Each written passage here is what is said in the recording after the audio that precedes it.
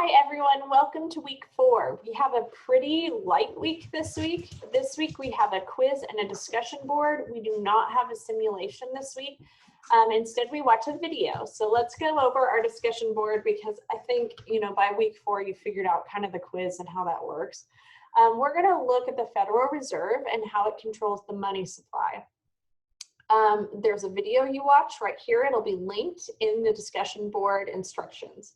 And then there's a rubric. Review the rubric. And so these are the two questions. We're talking about how the Fed funds rate affects unemployment and how the Fed fund rate affects inflation. So the Fed funds rate is the rate that the Federal Reserve charges banks to borrow from them. It's not the rate that you get for a home loan. However, they do impact home loan rates. So that's why we watch it. Everybody watches what the Fed funds is doing because that's going to directly tell us what our home loans might be, whether they're going up or down. Maybe it won't give you an exact number, but it kind of tells you where we're headed. And then we're basically looking at unemployment and inflation. If the Fed, these are the answers, so to speak. If the Fed fund goes up to reduce inflation, it goes up to reduce inflation. So if we have inflation, we'll raise it.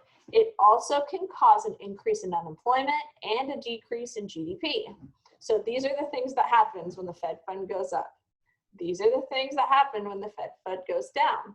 It will reduce unemployment, because we're going to be able to borrow and buy. It's going to stimulate GDP growth.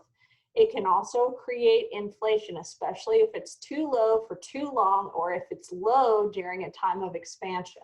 So inflation hasn't been a huge issue since the 70s, but it's important to know what can happen there. Here's a couple examples. I love how the student writes the question out and then writes the answer. They talk about each one appropriately. You can pause this video and read it.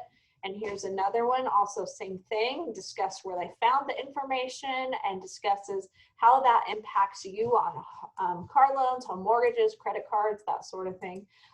These are both great examples. I hope you have a wonderful week.